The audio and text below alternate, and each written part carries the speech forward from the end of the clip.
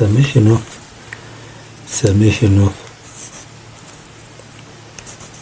729 times 3 the power of 1 minus k 1 up to 7 ነው የሚለን ጥያቄያችን። የዚህን ጥያቄ ፈልጉ ነው የሚለው 13ኛ። ይሄንን ሰሜሽኑን ስንፈልግ እናደርገው ምንድነው? ይሄን በቀላሉ መንገድ እንደዚህ አድርገን ማስቀመጥ እንችላለን። summation of 3 the power of 6 729 በዚህ መገለጽ ይችላል። ኮሎናል 3 times 1 the power of k ትሆናለች። ይሄ ደግሞ ማለት 3 the power of መደመር ነው 6 ሲደመር 1 ፓወሮችን ታይምስ 3 the power of ኔጌቲቭ k ትሆናለች። ኔጌቲቭ k ይህን ስንደምረው 3 the power of 7 ታይምስ 3 ታይምስ ኔጌቲቭ k ትሆናለች። ኔጌቲቭ k ስለዚህ ኔጌቲቭ k ደግሞ ማለት 3 the power of 7 ታይምስ ኔጌቲቭ የነበረችው 1 ኦቨር 3 ታይምስ k ትሆናለች። 1 ኦቨር 3 ታይምስ k ከዚህ ላይ ፓወራችንን አንዳንድ እንቀንስ 3 the power of 7 minus 1 ታይምስ 1 ኦቨር 3 ታይምስ k minus 1 እቺ ምን ትሆናለች? 3 the power of 6 ታይምስ 1 ኦቨር 3 k minus 1 ትሆናለች። k ታይምስ 1 በዚህ መሰረት ሄደን ስናየው ይሄ ቤት g1አችን ትሆናለች። እቺ g1 ስትሆን ይሄ ቤት እንዳለች r ትሆናለች ማለት ነው። rአችን ትሆናለች። ስለዚህ በዚህ መሰረት ወደዚህ ዘን እንምጣ። ሰሜሽን ኦፍ ያስቀመጠልን ጥያቄዎችን ስንመለከተው ሰሜሽን ኦፍ 7 ኮሎናል ሰሜሽን ኦፍ 7 ማለት ኢኳል ቱ g1 ታይምስ 1 ማይነስ r the power of n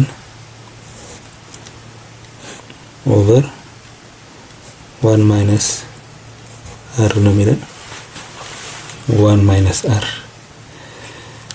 ስለዚህ ይሄኛውን ስንሰራ ምን ይሆናል? ጂያችን 3 the power of 6 ታይምስ 1 ማይነስ 1 ኦቨር 3 the power of n ቦታ ላይ 7 እናስገባለን ኦቨር 1 ማይነስ 1 ኦቨር 3 1 ማይነስ 1 ኦቨር 3 ትሆናለች። ይሄን ስናበዛው 3 the power of 6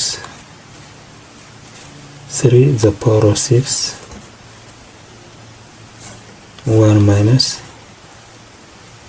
ይሄንን ወደዚህ እንገልብጠው 1 ማይነስ 3 ታይም 1 ኦቨር 3 ማለት እቺ ኔጌቲቭ 7 ልበላት ኔጌቲቭ 7 ኦቨር ይሄን ስንቀናነሰው 2 ኦቨር 3 ከ3 ሲቀነስ 3 ጊዜ 1 3 ሲቀነስ 1 2/3 ትሆናለች ማለት ነው። 2/3 እሺ ይሄ 3 the power of 6 1 minus 3 ታይም ኔጌቲቭ 7 ጀንስ ወደ ላይ ስናመጣት ታይምስ ወደ ላይ ስትመጣ 3 the power of 1 ትሆናለች። 3 ዲቫይድ ባይ 2 ይሄ መገልበጥ ማለት ነው። ሬሲፕሮካሉን ወሰድኩት። ስለዚህ ይሄ ከመጣ ይሄ ቤት እዚህ ላይ መደመር ይችላል። እቺ ቤት በዚህ ፓወር 3 the power of 7 6 plus 1 7 ይሆናል 1 minus 3 the power of negative 7 over 2 ኦቨር 2 ትመጣለች። ይሄ ደግሞ ማለት ይሄን በዚህ ያባዛው ነው 3 the power of 7 ማይነስ ይሄን በዚህ ሳባዛው 3 the power of 7 ታይምስ 3 the power of -7 ኦቨር 2 ትሆናለች። ኦቨር 2 ይሄ 3 the power of 7 ማይነስ ቤዛቸው ተመሳሳይ ስለሆነ አንዱ ወስደና ከ7 ሲቀነስ 7 ኦቨር 2 እዚህ ቤት ያለውን ኦቨር 2 ትሆናለች። ይሄ ሲሆን 3 the power of 7 equal to 3 the power of 0 ትሆናለች።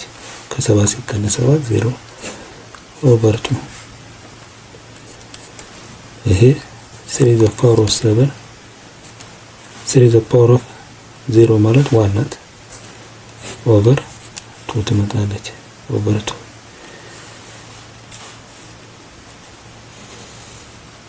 ስለዚህ ይሄን ስናካፍለው ስንት ይመጣል?